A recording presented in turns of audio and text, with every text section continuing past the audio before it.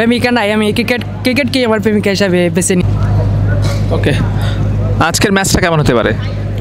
জি, আজকের ম্যাচটা আশা করছি আমার ফার্স্ট ম্যাচ দেখা, আশা করবো যে অবশ্যই আমরা উইন নিয়ে ফিরবো ইনশাল্লাহ। আসছি কত স্কোর হতে পারে? আশা করছি যদি ইমন বা এই পারভেজ হোসেন ইমন এবং তামিম যদি মাঠে থাকে তাহলে আশা করা যায় যে 200+ হবে ইনশাল্লাহ। প্রথম ম্যাচটা ভালো খেলেছে বিদায় কি আজকে ম্যাচ দেখতে এসেছেন? জি না, আমি আসলে আগে থেকে হচ্ছে যে ক্রিকেটের প্রতি আসক্ত, রিসেন্টলি জবের কারণে হচ্ছে যে ক্রিকেট খেলা ভালো হচ্ছে না, কিন্তু আমি প্রত্যেকটা ম্যাচে আমি ফলো করি। বিশেষ করে আপনার কার খেলা বেশি ভালো লাগে? যদি নতুন জেনারেশন যদি বলেন তাহলে আমি বলবো যে তামিম এবং ইমন। ওদের ওপেনিং জুটিটা কতটা এনজয় করেন?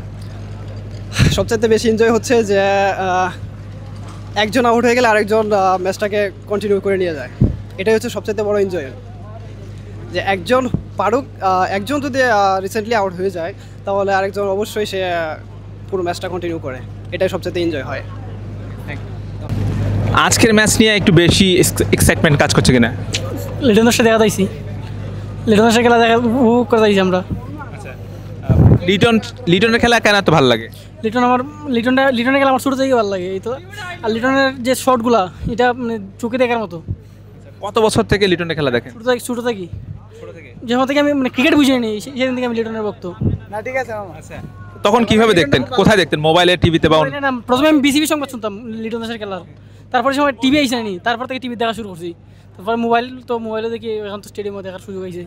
আপনাকে দেখে তো মনে হয় না এত বয়স? না, বয়স 18+।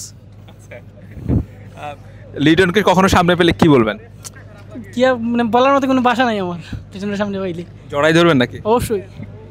তারপর আর কি জড়াই ধরুন, এক্সাইটমেন্ট কাজ করছে যে মানে নিজে মানে বুঝাতে পারবো না এমনভাবে কাজ করছে ওকে দেখে। আচ্ছা, এখন আজকে তো সামনে খেলবে, আপনাদের সামনে দেখবেন গ্যালারি থেকে, তখন আসলে কি করবেন? মানে অনুভূতিটা বোঝানোর মতো না, এরকম অনুভূতি হচ্ছে। প্রথমে বলেন আপনার প্রেমিকা আছে কিনা?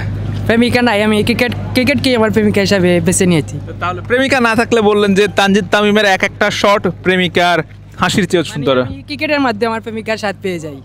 ক্রিকেটের তানজিদ তামিম যখন একটা শট মারেন, মানে মনে করি আমার প্রেমিকার মতোই একটা শট, অনেক সুন্দর, তার শটগুলো সত্যিই উপভোগের।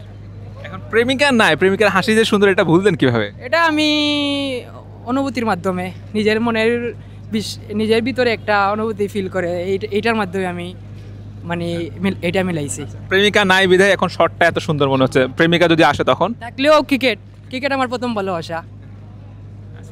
তামিম আর পারভেজ ইমনের জুটিটা নিয়ে কি বলবেন? এইটা আমার দেখা মতে আমার সব থেকে সেরা একটা বেস্ট একটা জুটি।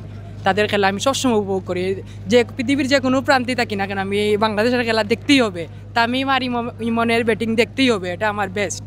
ওরা যখন মাঠে থাকে তখন কেমন লাগে? আমার একটা আত্মবিশ্বাসে কাজ করে, বাংলাদেশ টিম একটা বালা জায়গায় পৌঁছবে, বালা একটা স্কোর করতে পারবে। যখন ওরা আউট হয়ে যায় তখন আমার একটু মন খারাপ হয়ে যায়। আজকের ম্যাচে যদি বাংলাদেশ প্রথমে ব্যাট করে কত করতে পারে?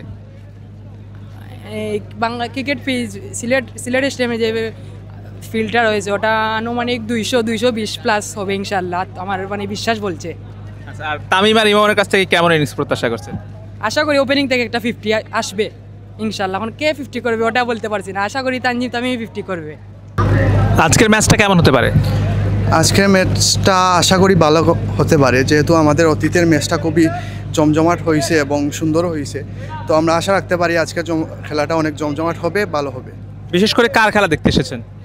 আমি বিশেষ করে পারভেজ ইমন এবং তানজিদ তামিমের খেলা দেখতে এসেছি, প্লাস হচ্ছে লিটন কুমার দাস দাদা।